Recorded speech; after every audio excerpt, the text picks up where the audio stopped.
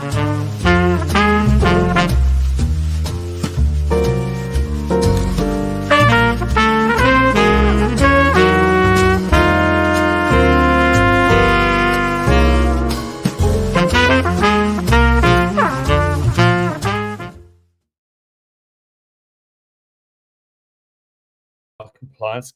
catch-ups.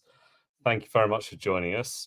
My name is James Hogbin. I'm the CEO of Fingerprint Supervision, electronic communication supervision for regulated firms. I'm joined today by Kate Jones, who is a super competent consultant in her own right in the insurance and allied industries for Kana Consult. Kate, would you like to introduce yourself to all of our listeners, viewers, and computer bots that are recording us for Twitter and Facebook? Yes. So I'm Kate Jones, and I worked in-house doing compliance for about 17 years. And for nearly the last 2.5 years, I've been working as a compliance consultant for a range of firms, but quite a lot of insurance, as you've said, because a large portion of my background is in insurance. And I am really loving the journey of being a consultant and kind of running my own show, as it were, which has been a huge learning curve, but very, very interesting. And how did you get into compliance? You were saying the other day that you actually wanted to be in compliance. I know. Well, when you talk us through that. when you put it like that, James, it sounds like I'm a bit of a geek, but I am one of the rarity of breeds, and there's absolutely nothing wrong with compliance, but often you find people fall into it. They've done an ops job or they've done something else and they end up in a compliance job because they really enjoy elements of compliance. But I did a management degree, loved all the business side of it, really loved the whole strategy, driving your own business, being part of a business, and then did a law degree and again loved law, but didn't find an area of law that I was massively passionate about, and that's what I really felt I needed in a job. So after various researches and trips to the careers office, a compliance career came out of it, because I thought, I'm embedded in business, I learn how business operates, but I use my legal skills, my regulatory skills, it kind of combines my two worlds. So I, halfway through my law degree, decided that was the career for me, and that is what I've done ever since. And I wonder, if we did a breakdown of the industry, how many people are ex-accountants, ex-lawyers, ex-actual front office that have migrated to the back office? How many do you think would be lawyers if you did a straw poll of the people that you're involved in? I'd probably say quite a lot. Compliance is one of those careers that not a lot of people know about, in terms of they wouldn't be at school saying, I want to be a compliance person. They often at university don't know what compliance is about, because it is, it's obviously a very established career in financial services, but actually to the external world outside of our financial services sector, it's not well known. And so often people take on a commercial law role, or they take on a particular role, and then compliance gets bolted on. So some people find they're doing compliance because it's part of the role, and they may not be their bread and butter, but they do it as part of it, and they often have a very competent compliance person behind them doing it.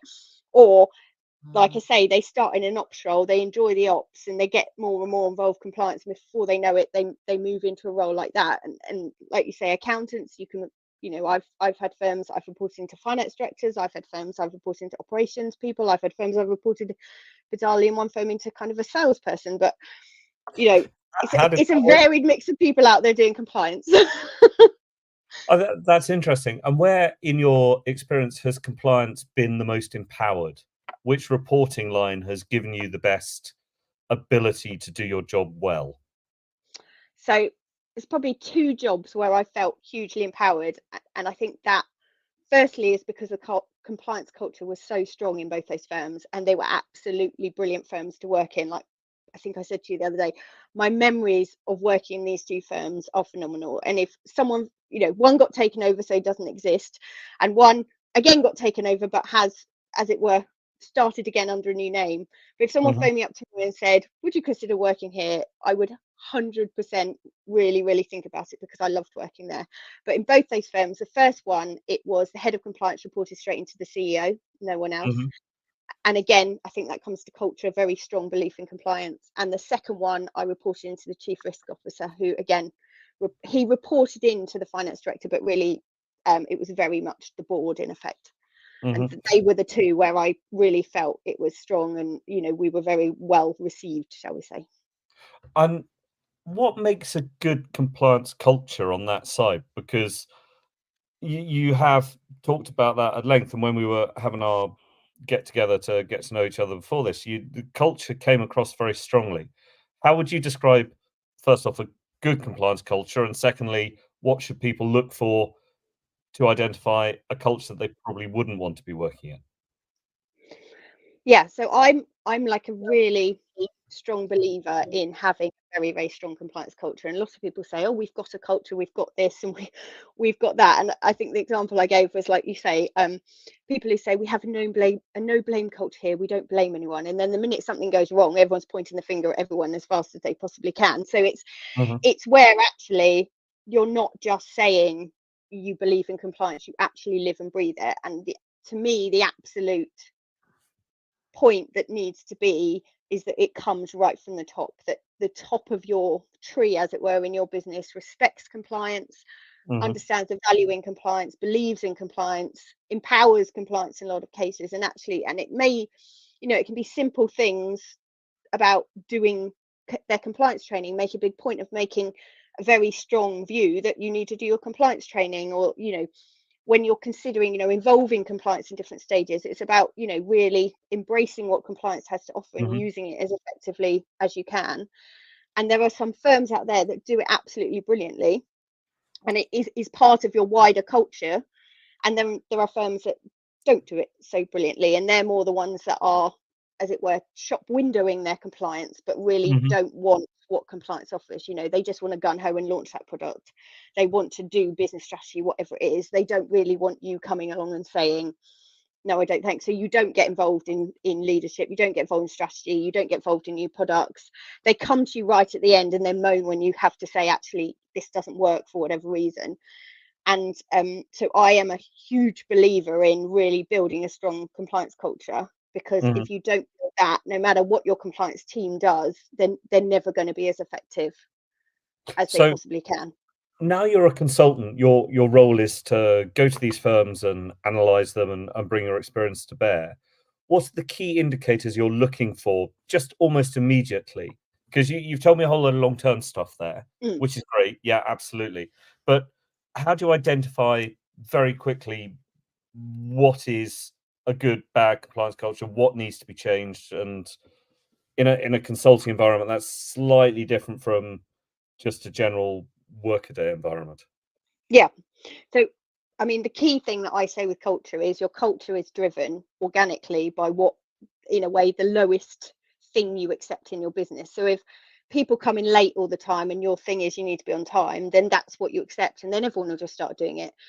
So it's quite evident, if you have policies and procedures about certain things, even if it is a clear desk policy or it's Mhm, what breaches you report, you can easily see how people behave, how people talk about compliance, how people as it were, respect the kind of values of that firm and what they do. mhm, So you might be in a team meeting and you make a comment and everyone rolls their eyes at you. Well, that is a prime example of where people aren't a valuing what yeah, input you have, but b they're not respecting you.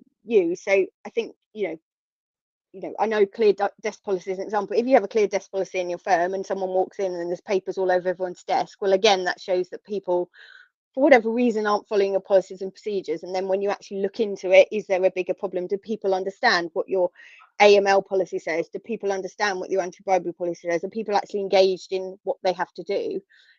And it's, you have to bring people with you. You can't literally bat people on mhm, the head with it. So the bringing people with you is about, as I said, right from the top, setting that tone, setting the expectations of how people need to behave, and being very strict about it. So if people don't adhere to them, there is a clear consequence. A bit like with children, if you ask them not to do something and they carry on doing it, you have to have a consequence. Otherwise, they think, well, mum said that, but she doesn't mean it, so I'll just carry on doing it every day. And I think in some ways having children is a very good lesson for compliance. You tolerate it once, you tolerate it twice, before you know everyone does it. yeah, And it's not about being really draconian, but it's about bringing people with you, getting them believing in what you're trying to do, and not just your compliance culture, your overall culture for your business. You just need to ingrain things, so it's you follow policies and procedures, you do your training, you engage with compliance, they're there to help you. And it also does come from the compliance team. They need to be open and friendly and not just sit there and say no, no, no. But it sounds very easy to do, but it isn't. But some firms doing it amazingly and some firms don't. So take of that what you will. It isn't insurmountable. Do you think it's a firm size issue? Because everything you've described is fairly easy to implement in a smallish firm, up to a couple of hundred people. When you get bigger than that, doesn't it by its very nature have to turn into much more a command control, you do this, I do that, zero tolerance type thing, rather than it's a culture and set by the top? Because in a big organization, you don't see the people at the top. You see your line manager or your line manager's line manager, and people do have interfaces of behavior and that sort of thing. I would probably say no, because the two companies I'm thinking of were big insurers, Lloyd's of London syndicates, London Market, worldwide.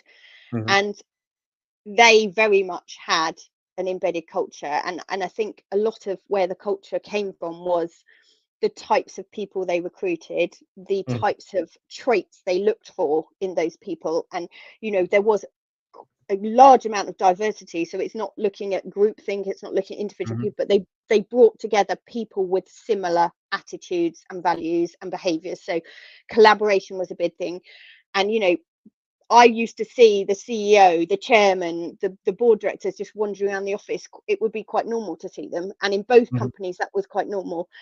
And so it's about feeling part of a team. It's about feeling that you belong in something. And everyone, I could go to anyone's office. It didn't matter whether they were a most senior person or whether they were someone very junior. It was very clear how you behaved with everyone. There was no, I'm better mhm, than you, or I'm more senior than you, and I'm going to tell you what to do. It was all about how people engaged with each other, how people saw each other, and about coming together and getting things done. And both those companies had those kind of mhm, mantras and values very much ingrained in anything you did. So when you feel you're part of something, you want to be part of something, you mhm, want to behave in a way to maintain that that mhm. that membership, as it were, in that organization. I think certainly in enlightened organizations, that's a good thing. How does that model work when basically they're just working for the shareholders? There's no real management buy-in to the strategy other than enriching themselves, and compliance is just a thing they have to have. How would you bring that background? I think in those scenarios there's only so much you can do. if if someone is just money, money, money, money, profit, profit, profit, I Yeah. don't, I'm going to do what I want to do. you you know as a compliance person myself, I can advise till the cows come home, but if someone Mm, doesn't want to listen, they don't want to engage, they don't really, the mm, risk of the regulator coming in tomorrow, the risk of fines for them, fines for other people, isn't relevant to them, they don't engage in it, then you're kind of hit a brick wall. And in some cases you have to do your best and say, actually, I've done all I can do. And there have been cases where I just, there's nothing more I can offer, there's nothing more I can do, because people are very much blinkered in their vision and their desires and what they want to do, and actually you're just talking to a brick wall. and as a consultant, now you're out on your own doing, oh, well, with your business partner doing your thing. How much do you feel that people are going, "We'll get the consultant in, they'll give us an opinion," and what they're actually asking from you as a consultant is to rubber stamp what they're doing? How do you deal with that sort of client engagement? Because a lot of the people that we deal with that are consultants, you see their clients, the clients are just, "Yeah, it's been signed off by consultancy X because we've engaged them." And that's why they're engaging them largely. How do you deal with that as a consultant? So I have to say, I all the clients I currently have are not in that camp, and Mhm. I'm not the kind of consultant So that you I select would those be kind of people hired. out? Yes, Yeah, I wouldn't, like, if someone said, "Can you do this job? We just need someone to review this and sign it off." I would probably, yeah. I'm I'm not that consultant for you. Like, if I have you know, part of the reason we started Kana Consult, Anna and I, was because we have strong values, we have strong work ethic, we Mhm. have, you know, we believe in those values. I am not here to tick a box for you. If you want me Mhm. to come in and do that, and you want some honest feedback, perhaps, and some, you know, perhaps some feedback that you may not want to hear as part of it, then I'm very happy to do that. But I am not that consultant Mm. will come in and do it for you. So all the clients that I have um, are lovely. I'm, you know, brilliant to work with, and they actually really value what I bring to Mhm. the table, which you Mhm. often don't get in house, Yeah. well, Yeah. all the time, because you're just there, and they're like, well, we pay her money, and we might say thank you once in a while, but and I'm not, you know, people don't need to hear thank you every single minute of the day, but it's quite nice if someone just says thank you. That, you know, your input was really valued, or, Mhm. you know, we really enjoyed what you had to say, and you made us think about it differently, or whatever comment they had. It kind of just makes you think, actually people do respect what I bring. So all the clients I have, I am very honest with them. I am, you know, I'm not, you know, I say it how it is to them in a very polite way.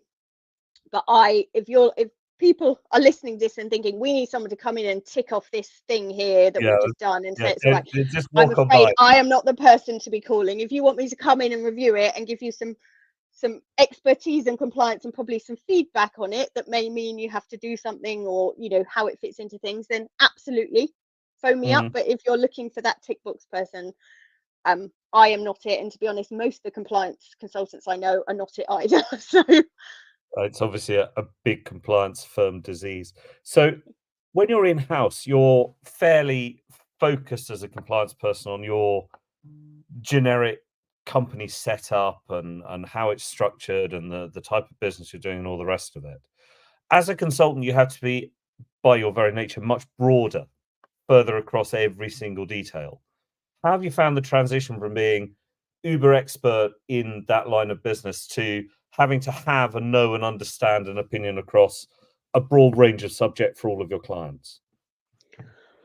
So for me personally, that hasn't been a big issue, because I have purposely always done a very, very broad compliance role. And that has been a kind of strategic focus of my career, Mhm. has always been, I don't want to specialize in just monitoring or just financial crime or just advisory. I always have done broad roles which more sit where you have a compliance team that oversees all those areas, and you learn them all, you know, as you go through your career. You develop skill Mhm. sets, you do your professional training in it. And so for me, I really enjoyed that. And I had one scenario where, due to a takeover, I was put in a job that was just a very narrow, I was just doing regulatory reporting and projects. And, you know, the team was lovely, the people were lovely, but just doing that alone wasn't enough. Mhm. And so I moved on. So coming to be a consultant actually hasn't for me been a huge Great. learning curve, because, for example, in the last job I did, I came in as head of compliance and risk, and they didn't have any compliance really at all. They'd had a consultant that they used to ask a few questions to once in a while, but they had Mhm. no framework, they had no policies. So I built everything from scratch. So when I'm working a consultant, you kind of do the same thing. You go in and say, right, what have you got? What haven't you got? Let's start building your frameworks and your Mhm. structures and your compliance processes. And so actually the transition for me has been smoother than probably if I had just done Yeah. monitoring or just done advisory. And do you find that the balance of your work is advice on single topics, or would you like to come in and manage this for us? Where do you see, because obviously as a consultant, you need to sell stuff, right? So when clients ask for things, you're always going, can I, can't I, can I, can't I? Are you finding it's project work or ongoing compliance monitoring type work that the market wants? So I've got a kind of varied range of clients. I've got some that I'm um, an SMF 16 for, so it's very much on a retained basis, but I do very much limit those retained contracts because I want to make sure I can do the best job I can for those types of contracts. And, you know, again, I'm very honest with what I can offer people and I can't offer them. So Mhm. I would never take on lots of those roles, because I couldn't do an adequate job in my mind to all of them. So I have a number of those, and then outside of that, predominantly it's been project work, and then I have a number of clients as well who I'm just on the end of the phone for. So they literally will say, we've got this query, we've got that query, can you help us with this, can you help us with that? But I mean, recently I've done projects on SMCR, I've done projects on consumer duty, I've done projects on kind of AML processes, I've done just building standard frameworks, like putting in place policies and procedures. I've done a mini projects on kind of embedding training processes for people. So it's a bit of mix and match, but in my world, I have to balance capacity. We're a small firm, so there aren't thousands of people out there who are just beavering away from me. So I like to have that balance between retained work, because then I can give them an ongoing service, and that's more in line with working in-house. And then other people, it is just a particular topic or advice on a particular topic that I will assist them with. And looking at your clients, do they use outsourcing strategically, or is it just a capacity issue for them? The compliance officer becomes swamped and goes, "Oh, I've got to find somebody to do it," or do they go, "You know what? We will have our in-house compliance, and we will targetedly get people to do AML, marketing reviews, com supervision, market supervision, whatever it happens to be, as a service that I will then manage."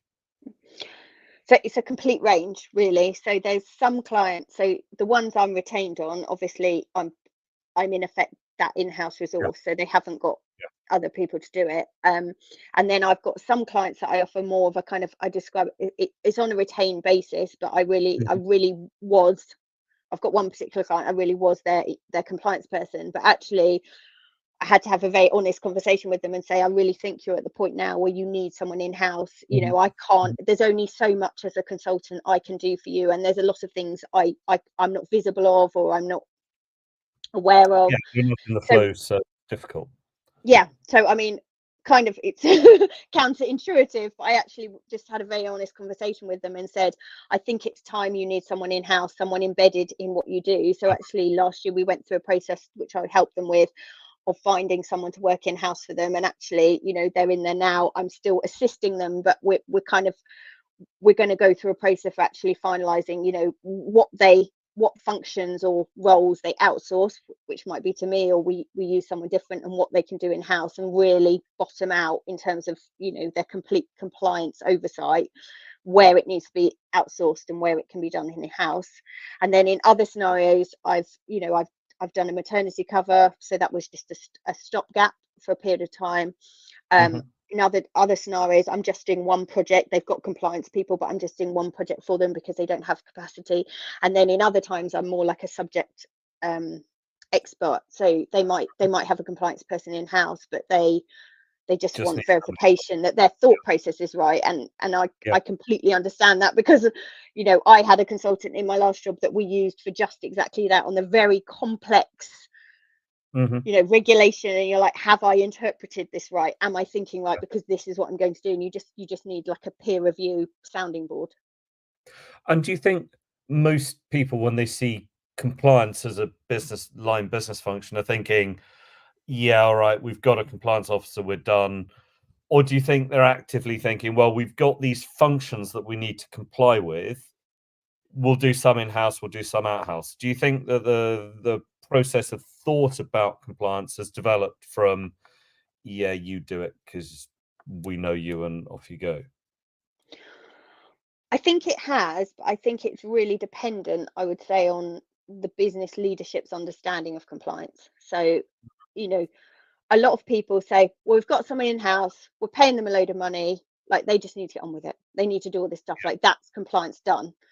But actually, that may not be compliance done, because whether that person actively voices their capacity issues, or it's evident because they're not achieving stuff, you have to look at how you're resourcing it. And in my mind, it's not about what is the role someone's doing, or the fact that someone's there. It's actually, am I managing my risks? Have I got appropriate controls across the board to prevent something going wrong? And even though you're employing someone, if, for example, you're not doing your file reviews that you need to do because they don't have time, or you're not getting your regulator returns in on time because they don't have time, that's a flag, and you need to do something about it. And that's the time maybe you need to either resource up your team if you need to, or you need to look at just getting someone in to help with that component of it. And looking across all of your clients so far this year, where have you seen the major themes in compliance coming out? So I would say a definite theme I've seen is around ARs. So I was asked to help very, very late in the day with a firm that had an AR, and they'd gone through a review by the FCA, and they were very, very far down the line at the point they asked me to get involved, and they Mhm. had one AR, and the FCA was extremely heavy-handed with them, extremely describe it, had minimal tolerance to discuss or negotiate. They clearly had an agenda. So I would say, and I've heard, in talking to other consultants, a lot of this throughout the different sectors of financial services. The Yeah. FCA are particularly focused on small firms who aren't doing it right, shall we say, and have zero tolerance to, shall we say, work with them to fix I it think or they're keep them just don't like operating. ARs. I think the FCA have decided that ARs are a necessary evil rather than anything else, and I think from top to bottom, whether they're a big firm or a small firm, if you're running ARs, the FCA is looking at you. Wholesale, retail, insurance, credit, doesn't matter. I think the FCA are definitely deciding whether they want that model to continue or not. Yeah, and I would say, I mean, that this firm I got involved in, from my personal opinion, in terms of consumer detriment, it was very low risk. What they did was actually a very valid service for Mhm. consumers. You know, they wouldn't have, I can't see how they were on anyone's radar whatsoever for what they did, the size of them, where they were. It was highly bizarre, but the FCA were very much all over them, Mm. and they weren't taking prisoners. So I'd say, 2023 was a big year of regulation. We had Consumer Duty come out, which obviously a lot of firms have worked through, and that will be a never-ending journey, I think, for most firms. The AR regime changes, I think that has brought in a significant, I wouldn't say um, unnecessary regulations, because actually I think there are a lot of firms with ARs out there who have just been letting them do whatever they want, no control, no oversight, and in some cases, if you ask them what their ARs do, I think some of them would struggle to tell you. But in the reverse, there are some firms out there who manage their ARs extremely well, have extremely good Yeah. oversight, extremely good governance of them. So there is, but I would say exactly as you pointed out, the AR market, there's a huge contrast between the good and the bad, and that Mm. to me is one of the big 2023 themes. Yeah, Um, and I don't know until the FCA step up to the plate and do a decent job in authorization. I don't see why they're taking such a hard line for ARs, because your choice as a business person to turn up and start a financial services business is to apply to the FCA, pay a fee, get a case officer in 6 to 12 weeks, fill in a whole load of forms, withhold some BIPRU type money, and maybe in 18 months you can get going, or you become an AR and within a month or so you're up and running with everything looked after. Now, because the FCA is so poor at bringing people on, I don't understand why they would be after the AR market until they fix that. Because what they're effectively saying, if they crack down on the ARs, is we don't want any more people to be regulated.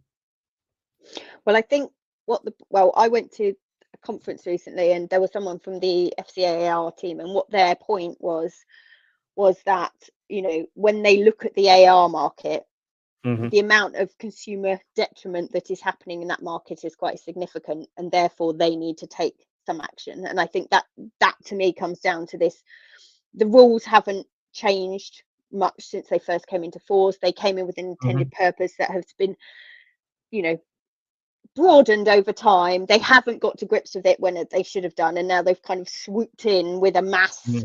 Mm. We are now going to be all over this. We're going to bring in new rules, and really, this should have been many moons ago coming Yeah. in and really doing it. So they've kind of marched in with their size 20 shoes to fix a problem that has just been allowed to organically grow. And that's where I say the contrast in the market. You've got some who absolutely use the AR Mm. regime for the purpose it's meant to be. They have Yeah. extremely good governance, extremely good oversight, and actually, if they wanted to go and get authorized, they would probably, apart from obviously the delays, the time, the paperwork, they would probably have quite a Money. smooth process.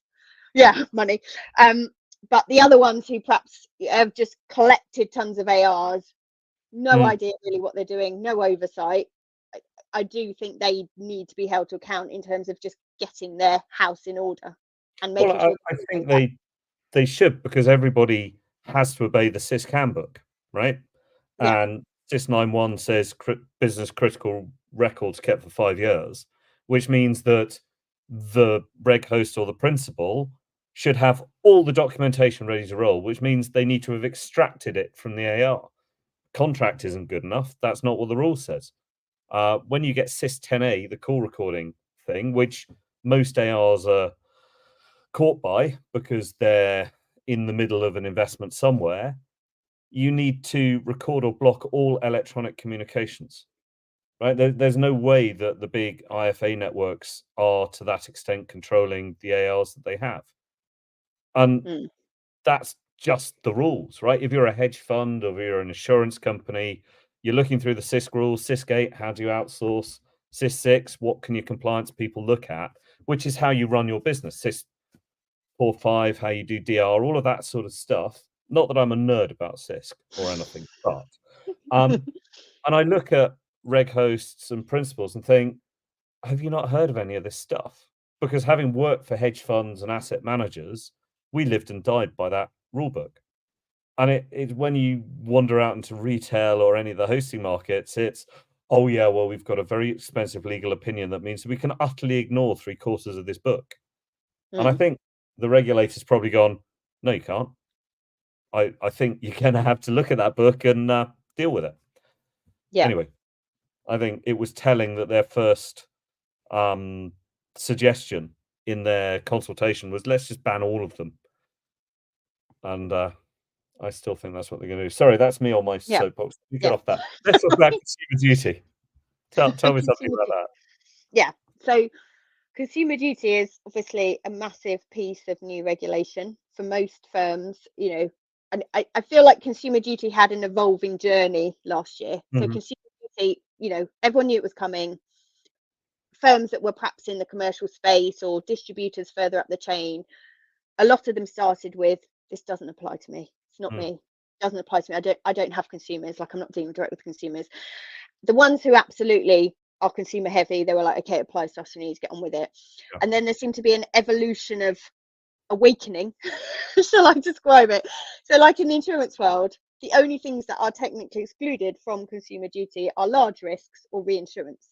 So that mm, means you're doing commercial contracts, you might be a broker further up the chain, or even in, the investment world, further broke up the chain. But if your ultimate client is, a consumer or even kind of a very small SME or anyone, you really need to make some form of assessment of mm, what mm, consumer duty means to you.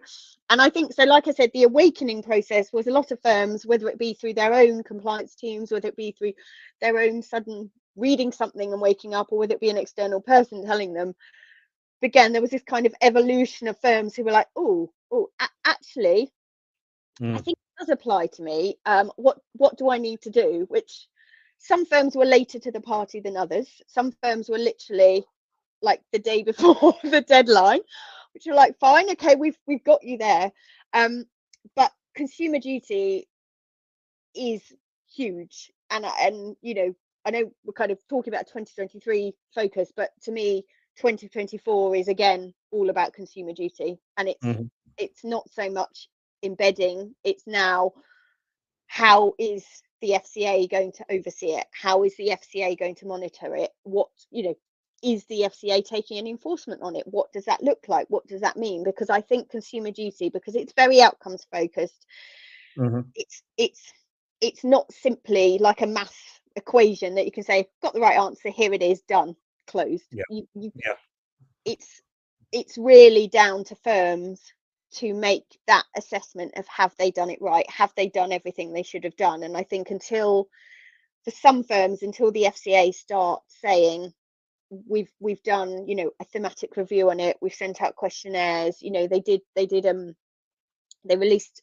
a publication earlier the year where they said, we've done a bit of thematic review, these are the things that we liked, that we found in firms, these mhm, are things we don't like, things like that. I think it will be hard for a lot of firms to say, have we done it right, have we done exactly what they were looking for, because it has so many facets, so many angles.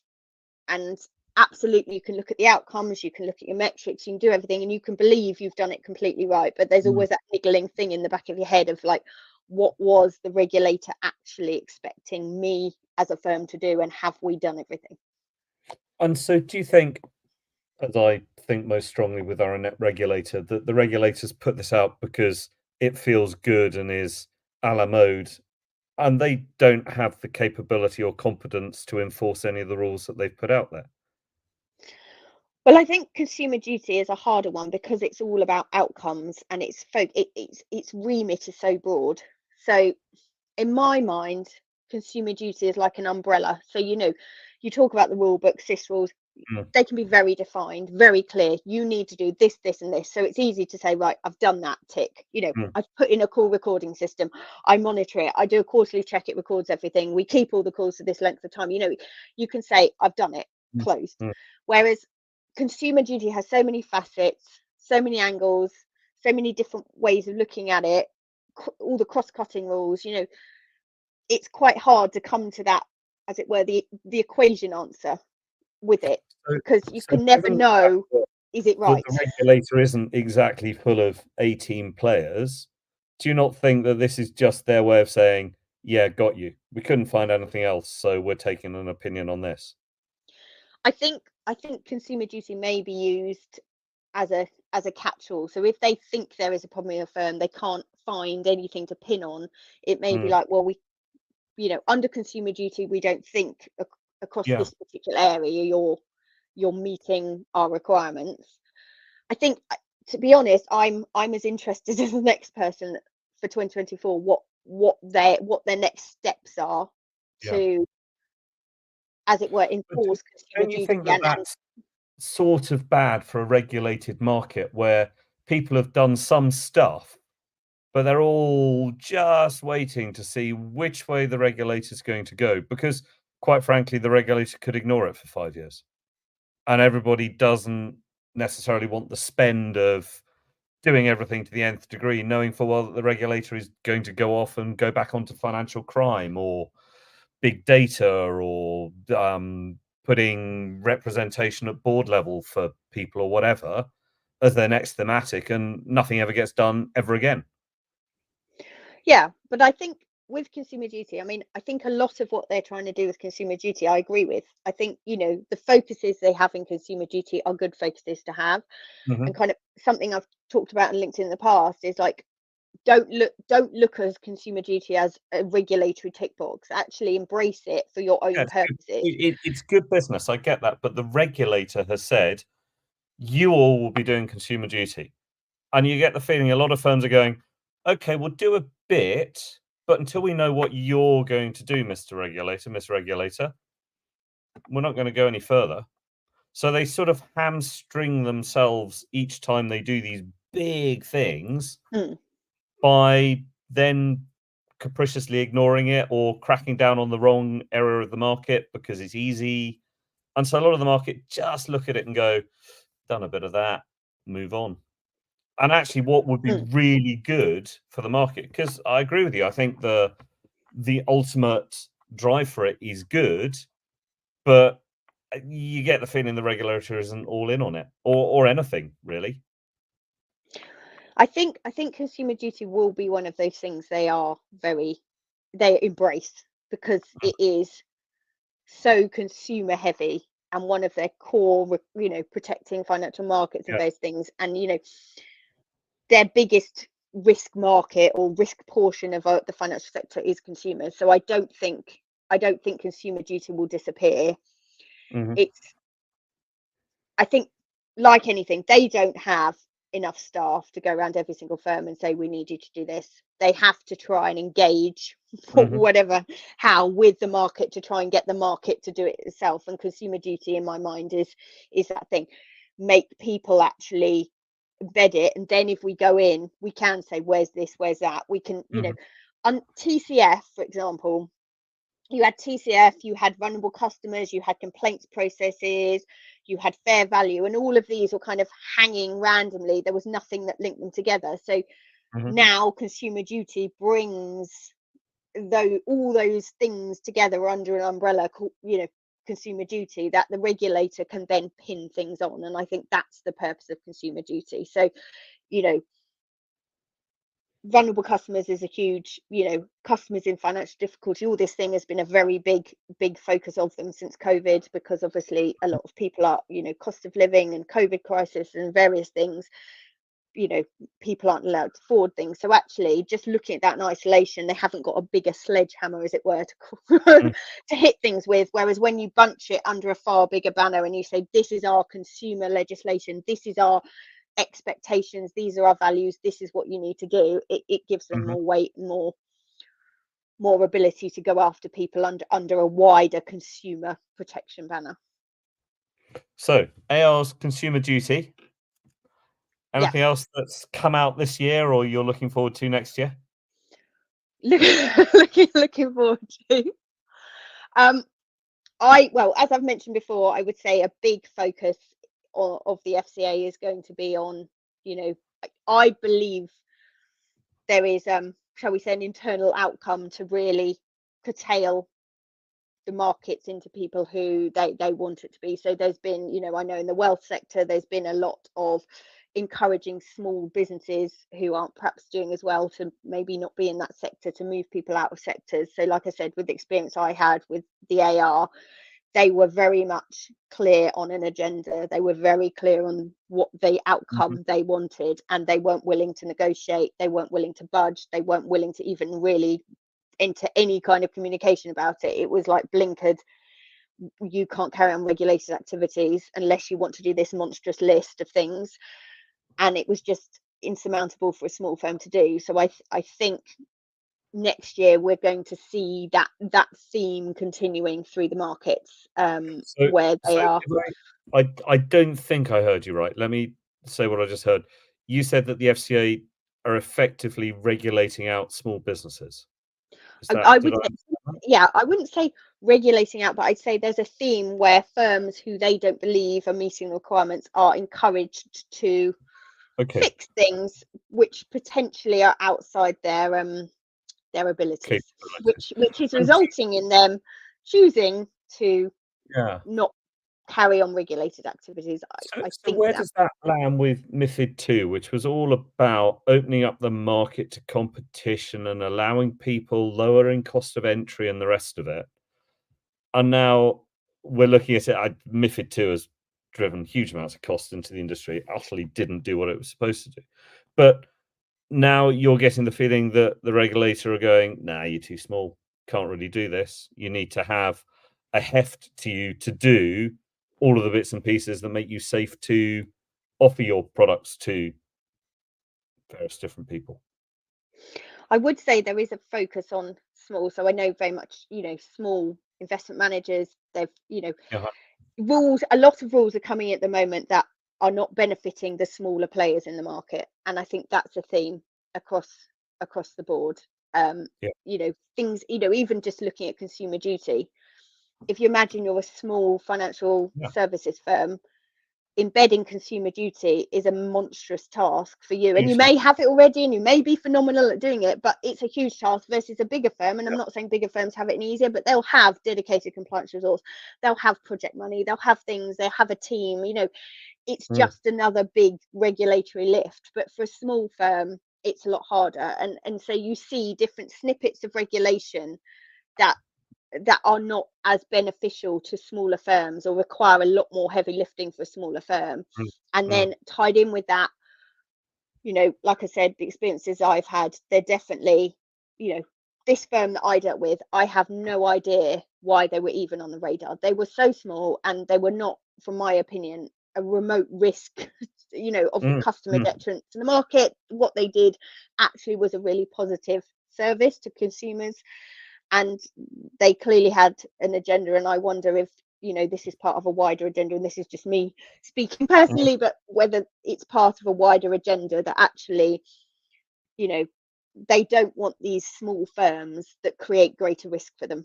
And I know they've talked about in the past, you know, so there's a recent thing that's come out from investment managers, where they have to now potentially put up more capital if they've got, you know, disputes or issues, because they're saying that now, a large portion of them are falling on the FSCS.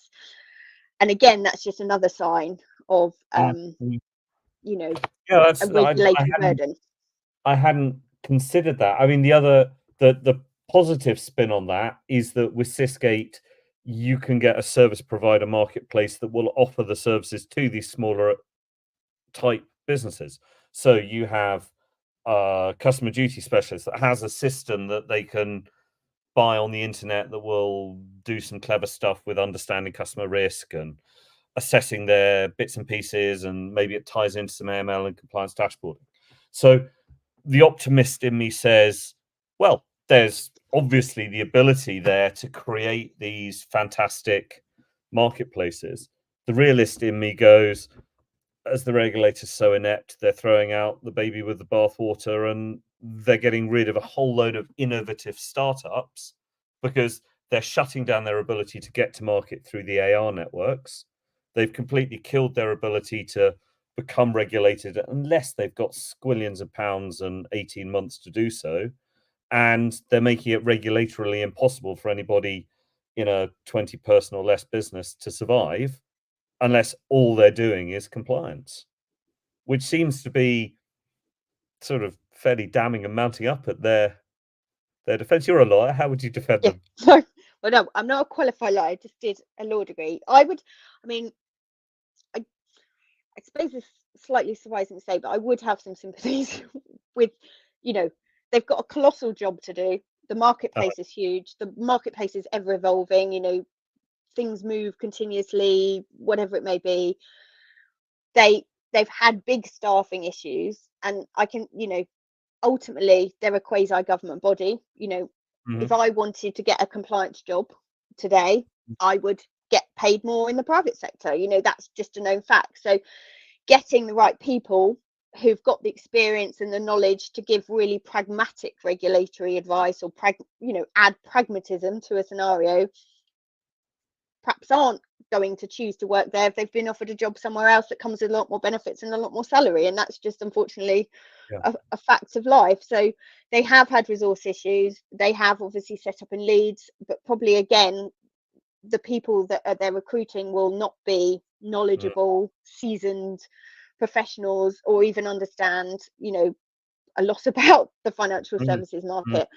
So they're trying, I think they're trying to be the big beast, and control everything, but really they're like a small, like chihuahua in terms of well, maybe not a chihuahua. We'll go for I'm so glad you said that. That's going to be the snip for this. We're going to put that all over LinkedIn.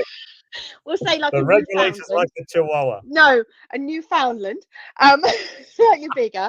That's a Newfoundland trying chihuahua. to do all this. I don't know where the chihuahua comes from. But I do have some sympathies, because I think, that they're not able to be at the forefront of everything because they are constrained by finances. They're constrained by political views. They're constrained by a lot of different things that actually, commercial companies in a lot of cases aren't constrained by. So here's my solution to all of that. They basically take on some little people and show that the regulations are for them.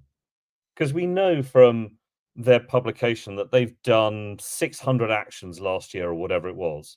We've got not one clue, other than if they take down a bank for using WhatsApp, great, what they're doing. We don't know.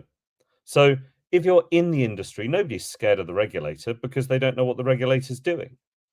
And this is my problem, I guess, with the whole thing, is until the regulator is more open about what it cares about, what it's going to do, and who it's knacking for doing the wrong thing, the market's just going to be a little bit, nah, okay. And obviously, you've put the pieces together beautifully in a way that I'd never considered they're trying to get rid of small business from the market. They just don't want the problem of having little people. But the way to get small business to sit up and take notion is to put a couple of them publicly out of business for wrongdoing. Then every small business in the world is like, oh, no, right, okay, got that. Not doing that because it's my money, it's my investment, it's my livelihood. Whereas when they go and rip 5 mil out of HSBC or JP Morgan, yeah, who cares? You know, the FCA go, we've got loads of money, and the banks go, whatever. Whereas if they were ripping 20 grand out of a 5-person small business IFA type thing, that really hurts. And every IFA would look at that and go, well, we're not going to do that because that's a lot of money for a small business. So I think they could do it a different way and create quite a thriving ecosystem at the bottom that then grows and allows these people to become bigger organizations and the rest of it by just being a little bit more open about what they're expecting, actually what they're expecting, rather than waffly consumer duty and AR stuff and outcomes for investment managers and redress policies and et cetera. And they say, we want X, Y, and Z, and these are the bad lads, and we've put them out of business from top to bottom. There we go. Go. Play in that sandpit.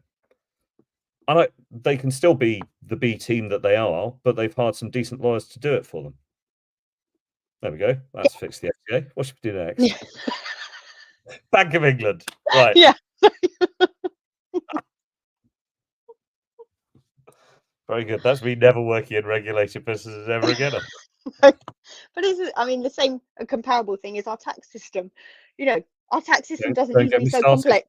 No, but it's the same kind of thing. We've created a hugely complex tax system that now I have to pay someone to do my tax return because I don't understand it always. You know, you could easily, in an ideal world, just simplify it. But we as humans like to overcomplicate things, and I think that's just it's a fact of life.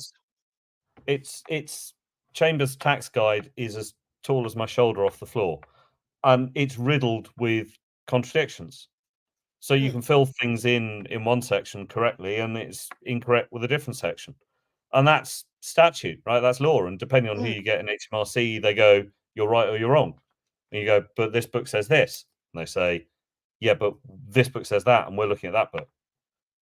Yeah, I mean that's life, isn't it? We humans don't. A lot of humans, and I'm not like you know, nothing can ever be very simple in certain areas. The HMRC publicly take people on, and they take them on from the top and the bottom. There was a story in the papers the other day about 86 quid of unpaid child support or something. Huge, whatever. But the HMRC went, no, you're just in line for that, and we don't care that you're not an oligarch with billions of quid. Here's the rule. You didn't obey the rule. We'll take you for that 86 quid. Fine. The next person they take is some tax dodging film solution type person that they take for 1 million. It doesn't matter. They just sort of cab rank it and they take the next person. The regulator doesn't do that. The FCA, we don't know who they're taking on. We don't know whether they've negotiated a 166 settlement. We don't know whether they've sanctioned them. We don't know. We know nothing about it. It's completely opaque. And until they open that up, I think they can bring in every rule under the sun, and it's just difficult for the market to understand what's going on, difficult for consultants to consult around it because nobody really knows what's in the FCA's mind, and difficult for service providers to invent services because nobody's going to buy something in an area if the regulator doesn't really want to deal with it. So all round, it makes the market a very difficult place to be in when the regulator is so ponderous. Anyway, there we go. That's much longer slagging off the regulator. If they're listening, be better, I think, is the takeaway from that. So we've got 4 or 5 minutes left. You've got a meeting to jump off to. What are you looking forward to in 2024? Building your business, obviously. Building my business, yes.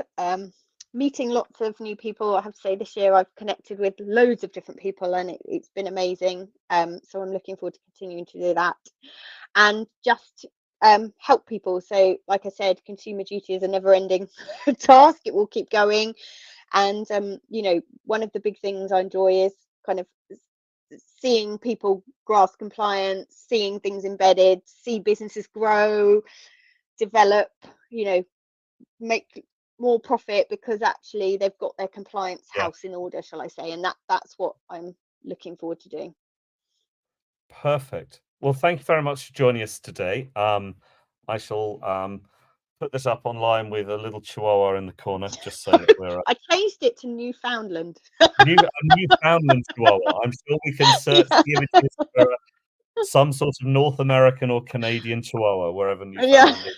I can't remember which one, but we will do that. So, Kate, thank you very much indeed for spending some time with me. I very much appreciate it. I hope 2024 in the insurance market is good for you, and Yes, hopefully we'll catch up next year to see where we've got to. that would be lovely. Well, thank you very much for having me. I've really enjoyed it. Perfect. Thank you. Okay, bye. Bye.